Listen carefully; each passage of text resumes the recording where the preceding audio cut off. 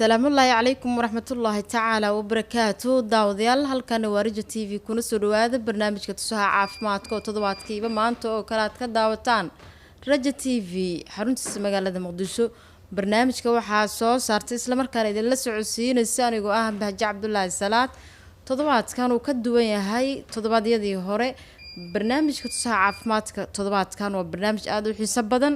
waxayna ku lafaaguri doonaa dhalmo la'aanta ku timaada dumarka toddobaadkan barnaamijka tusaha caafimaadka waxaa marti ugu ah Dr. Xanaan ku soo dhaw barnaamijka tusaha caafimaadka Rajo TV aad u mahadsantiin waan ku dhawahay Tutorials toddobaadkan barnaamijka waxayna ku lafaaguri doonaa infertility ama dhalmo la'aanta ku timaada dumarka haddaba waa maxay aad u mahadsantiin Rajo Cable TV dhalmo la'aan marka dhahayno waxa waaye in labada qof ee lamaanaha ah ee isqabay ee isla noolaadaan muddo 12 bilood oo gaaraan ah hal sano ama ka badan taasoo aan isticmaalin wax looga hortago uurna uusan dhicin markaas ayaa waxa la dhihi karaa dadkan dhalmo la'aan ayaa jirto dhalmo la'aantaasna waxaa marka lagu fiirinayo waxaa la rabaa halkaas sano in aysan jirin midkood inuu ama safar aadi ama waxyaabo kale soo wajaheen waa in 12 kaas bilood ugu yaraan hay'adda isla nool aan kala maqneen kadibna wax uurka looga hortago aysan isticmaalin uurna uusan imaan waayo markaas waxa la dhahayaa dhalmo la'aan ayaa jirto waxay u baahan markaas in isbitaal booqdaan Tutorials haddaba imisa nooc ay u kala baxaa infertility-ga ama dhalmo la'aanta ku timaada dumarka dhalmo la'aanta laba loo qaybiyaa in qofkan weligiis uusan wax dhalin iyo inuu hore u soo dhalay laakiin hadda uu muddo sanado uusan waxba dhalin markuusan hore wax u soo dhalin waa primary oo waxyaabo weligiis ma dhalin qofkan hadii hore u soo dhalayna waa in sabab kale ayagana keenan oo qofkan hore u dhal laakiin ayaantan ma dhalin wixii hadda keenay oo dhal waayo ayadana waa meesheeda labadaas nooc loo qaybiyaa waa maxay calaamadaha lagu garan karo mandalisnimada ama infertility-ga ku timaada dumarka mandalisnimo marka la dhaxayo rag iyo dumar labadaba way saameysaa oo ma ahan cudur dumarka gooni oo ah waa rag iyo dumar labadiiba marba mid ka imaan kara ama dumarka ka imaan kara hooyadii ama wuxuu ka imaan kara qofkii rag ahaa marna waa labadoodiba ma jirto laakiin waxyaabo kale ka baxsan ayaa jirto qadar ah oo labadoodina fiicina laga yaabo laakiin waxyaabo kale ay jirto marka dhalmo la'aantaas waxyaabaha keeni kara waxaa kamid ah haddii dumarka ay noqoto in tubooyinka ay xiran yihiin gabadhan tubooyinka ay xirmaanna waxaa keeni karta inuu infection yaraanteedii lahaan jirtay infectionkaas oo aan si fiican loo daaweynin uu dhibaatooyin meesha ku reebtay oo keenay inuu tubooyinka xirmaan ama hooyadan dilin hore lahayd dhowr jeer hore dilantay kadibna daawo fiican oo dilinka meesan qaadan waxaa keeni karta marka tubooyinka inay xirmaan iyo hooyada waa umushii infection ku yimaaday daawo fiican meesan qaadan ayadana dhibaatooyin meesha ay ku reebteen tubooyinka ah ama qaliimo hore hooyada lagu sameeyay oo ama lagu sameeyay miskaha ama caloosha lagu sameeyay ayadana dhibaatadaas keeni karo sidoo kale waxaa keeni kara in minkii uu buro ka soo baxday ama waxyaabo kale oo endometriosis wax la dhahay jirto oo waxyaabo khaldan oo abnormal ah oo sida loogu talagalay minka inuusan ahayn imaato sidoo kale waxaa keeni karta ukunta ayadana in burooyinka imaadaan iyo waxyaabo qanjirada hormooniska jirka maamulo oo soo deelaha hormooniska iyo waxyaabahaas endocrine problem inay jirto intaas waxay keeni kartaa dhalmo la'aanta dhanka dumarka haddii rag loo fiirino ayagana sidoo kale tubadii uu soo marayay shahwadii waxaas hadday xiran tahay oo ayadana infection u keentay iyo haddii markaas biyihii tiradii la rabay iyo awoodii la rabay inay lahaadaan aysan lahayn waxyaabo badan ay keeni karaan maxaa sababa dhalmo la'aanta dhalmo la'aanta waxaa keena waxyaabihii hadda aan sheegayo infectionkii ama burooyinkii meesha ka imaaday ama biyihii ragga oo yar waxyaabahaas oo dhan isku biirsada ayaa keeni kara dhalmo la'aanta Tutorials hore waxa u sheegtay dhalmo la'aanta ragga iyo dumarka inay u badan yihiin haddaba ragga iyo dumarka haddii markii la isbarbardhigayo yaa u badan waxaa la dhahaa dhalmo la'aanta saddex meel marka loo qaybiyo meel waxaa la dhahaa ragga ayaa keeni kara dhalmo la'aanta meelna dumarka labadooda meel gooni u badan tahay ma jirto inkastoo xanuunada dhalmo la'aanta keeno ay dumarka u badan yihiin oo infectionkaas oo noqdo iyo dilankan tirada badan iyo waxyaabahaas ay yihiin caqabad u badin kara hooyada in jaaniska dhalmo la'aanta ayada u badato haddana percentage la dhahayo hooyada ku badan ma jirto laakiin labada dhinac way ka imaan kartaa oo si isla eg ay labadaba uga dhici kartaa dhalmo la'aanta sidoo kale waxaa jirto factor ka baxsan labadooda ayana dhalmo la'aanta keeni karto oo qadarta doctores marar badan waxaa ka dhawaajisay burooyinka minka ama ilmo galeenka hooyada markii lagu arko waxay keeni karaan dhalmo la-aan marka sidee u keeni karaan burooyinka waxaa kamid ah buro ugu caansan polycystic ovarian syndrome la dhaho oo kasoo baxdo mid kamid ah ukumaha oo qofka buro uga imaanayso qofkaas waxaa dhacaya in hormoneska ragga ay ku bataan oo hormoneska dumarka iyo hormonal isbedel dhacayo sida u shaqeyn jirta iyo sidii wixii dhici jira ma dhacayaan evolutionkii la rabay oo bacrimintii ukunti wixii ay isbedelayaan kadib taas waxay keenaysaa in uu dhalmo la-aan meesha ka timaado doctores horena waxaa ugu dhawaajisay infekshanada qaar in ay keenaan dhalmo la-aanta markii ay xirmaan tubooyinka sidee u keeni karaan dhalmo la-aan ama infertility waxay u keeni karaan tubooyinka haddii xirmaan waxay keenaysaa in infection meesha yimaado waxaa dhacaya markaas ukuntii meesha soo maraysa iyo caqabad inay meesha qabsato ukuntii oo ukunta way kala yihiin mid weyn waxaa jirto minkas uu sameysay labada gacmood ku haysto iyo mid yar uu soo daayo oo mid caadada noqonaysa taas marka haddii tubooyinka xiran yihiin soo maridii meesha soo mari lahayd si ay ugu imaato minkii u yimaadeen ayadii biyihii kulmaan inuu meeshaas caqabad ka timaado taasna ay keento haddii bacrimintii ukuntii la heli waayo meeshii dhalmo la-aan ay imaanayso doctor xanaan waxaan rabaa inaan ku weydiiyo su-aal muhiim ah dumarka Soomaaliyeed inta badan C-sectionka kale markii lagu sameeyo dhaqaatiirta inta badan wuxuu kula taliyaan in aynan uur qaadin muddo 3 sano ilaa iyo 2 sano kordhomada ay isticmaalaan ama cirbadaha dawooyinka qaar hooyada ma ku keeni kartaa dhalmo la-aan ama infertility daawooyinka ilmaha lagu kala joojinayo iyadaaba waxay tahay wax lagu kala dheereynayo oo markaas sababta loo siin waxay tahay in qofkan uur yeelanba iyada waxay tahay waa dhalmo la-aan la abuurayo waqti cayiman ama muddo cayiman oo la leeyahay qofkan uma fiicno in intaas uur ku qaado laakiin saameyn badan oo qofkii noloshiisa dambe in uur qaadistiisa ay ku dhibaataysto badan ama keenaan hooyada ma jirtaa wax dhibaatooyin ay kala kulmi karto kordhomada qaar ay isticmaalayaan ama cirbadaha lagu kala dheereeyo caruurta condomska iyo cirbadaha way kala duwan yihiin condomska waxa waa wax uu ninka isticmaalayo oo waqtigu aan uu isleeyahay biyihiisa hooyadan u gudbin laakiin daawooyinkan kale to medicalka oo qofka hooyada qaadanayso ama cirbad ha noqoto ama wax oo faraanta camal la geliyo gudaha ha noqoto waxyaabahaas xilli go-an ayay waxay sameynayaan madhaleysnimadaas maalintii cirbadaas laga bixiyo haddii noqoto mid jirka la geliyo ama maalinta clinic joojiso dadkaasi oo lamid tahay si uurka u qaadi lahayd doctores dhowr mar waxaad ka dhawaajisay infekshanada qaar in ay hooyada u keeni karto infertility ama madhaleysnimo ma laga yaabaa ubadkaas hooyada ay dhali doonto in ay saameynayaan infectioniska qaar infectioniska haddii hooyada mar walba infection horta ay jiro caqabad ay jirto infectionkaas waxyaabo badan uu keeni karaa oo ay kamid tahay waxay ugu muhiimsanaa dhalmo la-aanta keenayo tubooyinka inay xirmaan oo ukuntii ay soo mari weyso ama wuxuu keeni karaa in hormoneska isbedelaan oo sida caadada qalqal oo ku yimaado ay noqoto gabadhii caadadeedii inay aadmo ay noqoto bil wax ka badan inay weyso ama ay soo dhaqsato ama wax ku-aan oo tiradii biyihii intii loogu talagalay oo volume ahaanta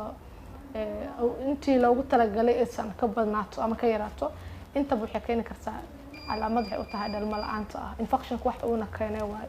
ilmaha ma saameyn karaan infectioniska qaar ilmaha markay dhalinayaan ama haddii yihiin kuwa waxaa jirta ugu gudbo hooyada balaasintada ama mandheerta oo inta caloosha ku jiraan saameyn karo ilmihii haddii kuwaas yihiin waa saameyn karaan dhibaatooyin u keenayaan haddii ay yihiin kuwa markay dhalinayaan meesha markay soo marayaan iyadana way dhibaateyn karaan inta wuxuu u baahan in laga daaweeyo inta hooyada uurka leedahay ama markii intaysan uurkaba yeelanba ay korta ka sameyso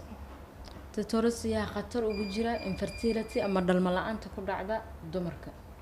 khatar waxaa ugu jiro hooyooyinka badana isticmaal maandooriyaha haddii noqoleed waxyaabaha maanka dooriyo oo qamriga ama sigaarka tirada badan ama haddii noqon lahayd hooyooyinka infectionka aan iska daaweynin oo mar walba infectionka uu kusoo noqnoqdo ama dilinka badan leh oo dhaqsi adana u tegin oo dilinka guryaha iskaga dhamaystirto waxyaabahaas oo dhan waxay caqabad u noqon karaan inay dhugtidii meeshii keeno ama waxaa caqabad u noqon kartaa hooyooyinka miisaankooda aada u badan yahay qofka markuu miisaankiisa badan yahay waxyaabo badan oo khalada imaanaya hormonaliska isbedelaya ama haddii miisaankeeda aada u hooseeyo ayadan waxay keeni kartaa dhalmo la-aanta labadaba waxay yihiin waa waxyaabo dhalmo la-aanta u keeni kara hooyada inay ka feejignaatan u baahan miisaankeeda inuu balance gareysan yahay oo intii loogu talagal u yahay uusan kana badneen miisaan cayilin zaa'id aysan caata nafaqo daraan aysan ahayn sidoo kale waxaa keeni karaa haddii infection kan ama burooyinka ay qabto burooyinka waxaa kamid ah midda kasoo hadlayna oo polycystic ovarian syndrome-ka buradaas waa burada ugu caansan ee keento dhalmo la'aanta oo qofka qabo loo baahan yahay inuu dhakhtar u tago daawooyin soo u qaato hab cuntada laga saxo because cuntooyinka aad ula xiriiraan buradaas marka wuxuu u baahan tahay qofka inuu cuntooyinka uu qaadanayo kuwa dhibaatada u ah burada sii ziyaadin kara inuu kala fahmo marka waxaas oo dhan waxay keeni karaan inay hooyadii dhalmo la'aan noqoto doctores hooyada sidee ku ogaan kartaa in ay tahay hooyo madhaleys ama infertility hooyo aan weligeed waxba dhaleyn dhaleysnimada waxay ku ogaan kartaa inuu sanad haddii la qabay ama ka badan waxba uura yeelan waxba uur aysan yeelanin marka hadlayay inuu dilan imaaday waxaas laakiin weliba aysan uurba yeelanin wuxuu rababa ha noqdo taas waxay caddeynaysaa calaamada ugu horeysa ee taa ay ku fahmi karto in jirto madhaleysnimo madhaleysnimadana ma ahan wax weligeed qofka kusii xirnaanayo badankeed way jirtaa qofka weligiis aan dhalin waa qadar iyo qoraal ilaahay oo qoray caqiim wax ilaahay abuuray waayo qofkan waxba dhalin madhaleysnimadaba laakiinse wax calaamada ugu muhiimsan waxaa inaysan waxba dhalin laba waxaa waa in xanuuno dareemayso infection iyo dhabar xanuun midcir xanuun qoyaan zaa'ida infection soo noqnoqda haddii computer ama isbitaalada tagtala oo burooyin kugu yaalo waxaasoo dhan waxay keeni karaan u fakirto inay madhaleys tahay ama dhalmo la'aan ay jirto taasay u baahan tahay inay daawo raadsato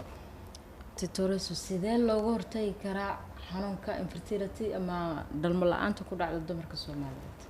dhalmo la'aanta waxaa looga hortagi karaa hooyada inay noqoto mid miisaankeeda horta ka warqabto oo miisaankeedu yahay miisaanka loogu talagalay dhirirkeeda labo cuntada cunaysa inay noqoto cunto caafimaad qabto oo cunto caafimaadeysan ay noqoto cuntooyin qaar waxaa jirto dhalmada ama hormoneska dhalmada dhibaato ku ah oo loogu talagalin dadka dhalmada raba inay raadiyaan ayadana taas ay kala ogaato ay kala hubsato dhakhtar u tagto cuntooyinka dhibaateyn karo haddii uur ay raadinayso ama uur ay danaynayso inay yeelato inay iska fahanto waxa cuntooyinka qaar oo dhibaatada u ah saddex inuu qofkii oo mar walba uu noqdo qof stresska iyo murugta iyo waxyaabahaas ka baxsan because ayagana way keeni karaan iyo waxyaabihii maandooriyaha ah oo hadda aan leeyahay smoke sigaarkii badnaa la cabaa iyo waxyaabahaas inuu qofka asna ka maqan yahay iyo inuu qofka mar walba check up isku sameeyo hormoneskeedii iyo infection hadduu jiro iyo xanuuno wuxuu jiro isla socoto haddii wax jiraan iska daaweyso haddii jirina isku ilaaliso in caafimaadkeeda mar walba isra u qaado doctor xanaan ugu dambeyn waxaynu isla soo gaarnay guntiyo gabagabada barnaamijkeena haddaba ugu dambeyn ma jiraa wax daawo ah infertility ama dhalmo la'aanta ku timaada dumarka dhalmo la'aanta waa la daaweyn karaa ma dhahayna 100% kaas ilaahay uu sheegay oo waa jirtaa dad waxba dhalin waa abuuris ilaahay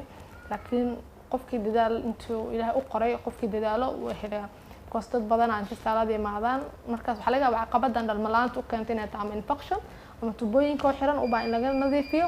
ama burooyin jiro oo ayagana u baahan in laga daaweeyo waxyaabahaas marka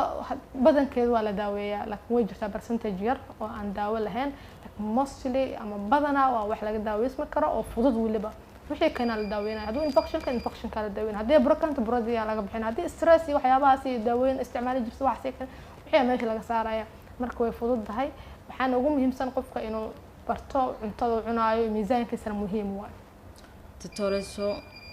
waxaan rabaa su'aal muhiim u ah dumarka Soomaaliyeed inaan ku weydiiyo marar badan waxa ka dhawaajisay dhalmo la'aanta ama infertility-ga inta badan in ay sababto infectionska soo laabta maadaama aynu nahay dumar mararka qaar waxaynu ka xishoonaa in aan dhakhtarka la wadaagno xanuunkeena ama infectionska qaar dumarka aad ay ugu la xishoodaan in ay dhakhtarka la wadaagaan dhibka haysto marka sidee lagu gudbi karaa xishoodka dhanka caafimaadka dumarka waxaa loo gudbi karaa wacyigelin loo sameeyo oo dadka istaalada u yimaadeen dumarka qaab walba ay u yimaadeen dhakhtarka u timaado inuu horta u sheego dhibaatada ay leedahay haddii qarsato infectionka ama dhibaatada infectionka uu leeyahay qofka markii loo sheego infectionkan dhibaatada uu leeyahay uu ku dhiiranayaa inuu wixii sheegto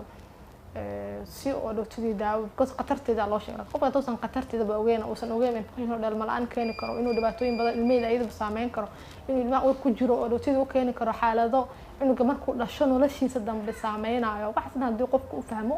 badana way u dhiiranayo haddana waxaa jirta alxamdulilah dhaqaatiir maanta Soomaaliyeed oo dumar ay aad u fara badan wax walba u sheegan karaan imaan karaan marka taas waxaan dhihi karaa taasa looga badbaadi karaa. ugu dambeyn Dr. Xanaan wuxuu isla soo gaarnay guntiyo gabagabada barnaamijka tusaha caafimaadka Raja TV bulshada Soomaaliyeed gaar ahaan dumarka Soomaaliyeed maxaad fariin u diri lahayd? dumarka Soomaaliyeed waxaan fariin u diri lahaa wixii xanuun ay dareemayaan inaysan waxba la cabsanin in dhaqaatiirta u tagaan dhaqaatiirta u sheegtaan sida loo hayo because waxaa jirta waxyaabo badan ee isdhaayaan ee waxba ma ahan ama wax ay is leeyihiin wax weyn ma noqonayo dhibaato ku ah wax ay raadinayso hadii noqoto dhalmadii marka waxaas waxaan jeclaan lahaa inay u soo bandhigtaan dhaqaatiirta talada dhakhtarka u siiyana isticmaalaan mar walbana ka hortagaan infectionka waxa ka hortag wuxuu ka fiican yahay daaweynta marka qaar infectionka wuxuu keeni karaa waxyaabo marka hadda tubooyinka xirmay waxaas marka ka hortag hadii sameeyso oo dhakhtarka talada ka hortag ahaan u siiyo isticmaasho way ka badbaadaysaa sidoo kale miisaanka in aad ula socdaan oo qofkii miisaan daran oo miisaanka aad u hooseeyana isku dayo in miisaanka intii la rabay ka dhigto oo balance gareyso miisaanka dhirka isla ekaysiiso midii miisaan weyn exercise ay sameeyso jimicsi sameeyso si miisaankeeda hoos ugu dhaco oo uu yimaado meeshii loogu talagalay dhirkeeda miisaankeeda inuu isku ahaado mar walbana iska ilaaliyaan waxyaabaha walwalka iyo stresska tirada badan oo ayadan caqabad ku ah dhalmadii ay raadinayeen dhakhtarkana talooyin caafimaad ay wadiistaan cuntooyinka dhalmada kor u qaada ama waxaanta u fiicanna la soo doontaan isbitaalada oo si loogu sharxo oo isticmaalaan khudradda cagaaran digirta waxyaabahaas waxaa jirto daawooyin vitaminiska qaar oo muhiim u ah dhalmada vitamin D-ga folic acid-ka oo ku jiro waxyaabaha khudradda ah marka waxaas oo dhan marka isbitaalka timaado information-kaas oo dhan iyo kuwa badan way helaysaa marka waxaan leeyahay qof walba dhalmo la'aan ka cabanayo waxaa la baqan isbitaalka imo dhakhtarka u sheego xalna waa loo helayaa insha Allah. Dr. Xanaan marar badan waxa ka dhawaajisay infectionska anoo su'aasha sii xoojinaya dumarka Soomaaliyeed maxaad ugu baaqi lahayd in aynan ka xishoonin caafimaadkooda? caafimaad qof raadinayo horta xishooda ma yaalo because noloshiisa dhan wuxuu ku xiran yahay waaye nolosha adduunkana waxaa lagu cimri dheerida lagu sheegay ma ahan qofkeena muddo dheer noolaaday laakiin waxay tahay intuu noolaaday in caafimaad ku noolaado cimri dheerida la qeexay taas waaye inta aan nooleed in caafimaad ku nooleed taas cimri dheer la dhahaa marka waxaan dhihi si noloshoodii tayo u yeelato in caafimaadkooda ku dadaalaan noqdaan dad waqtigooda ka faa'iideystay hadii noqoleed ayadiina caafimaad hadii markay qabto waa qof waqtiga ka faa'iideysan karto wax qabsan karto dunida ku soo ziyaadin karto hadii noqoleed urka markay lahaydna waa wax cunugeedii ayada badan ugu jirto cunuga mustaqbalka waxaa la sheegay xataa mustaqbalka ilmaha inay ku xiran tahay hooyada markay urka ku jirto sidii ahaayeen hadii hooyada infection waxyaabo soo gudbaa bil walba cunuga saameyn ku lahaanaysa infectionkaas marka waxaan leeyahay tala soo doonto daawada soo doonto dhaqaatiirta kala xishoonin waxa qabtiin inaa u sheegtiin infection kana waxa aad ugu sii badan gabdhaha yaryar inay aad ula qarsadaan gabdhaha yar aad ula qarsadaan waana marka ugu badan oo keenayo tubooyinka inuu xirmo ama caadadu qaldamayso waxa soo dhan marka insha Allah waxaan rajeynayaa inay wacyigelin fiican u noqoto. mahadsanid Dr. Xanaan. guud ahaan halkaasi waxaynu ku soo afmeeraynaa barnaamijka tusaha caafimaadka Raja TV oo toddobaadkiiba maanta oo kala aad kala socotaan shaashada Raja TV barnaamijka waxaa soo saartay isla markaana idinla socodsiinaysa anigoo ah Bahja Cabdullaahi Salaad toddobaadkan barnaamijka tusaha waxaa igala qayb qaadatay Dr. Xanaan Axmed Muuse oo ka howlgasha Life Jake Polyclinic and Pharmacy intan dib ugu kulmi doono barnaamijkan kiisa xiga waxaynu idinkaga tagayaa sidaa iyo nabadgelyo.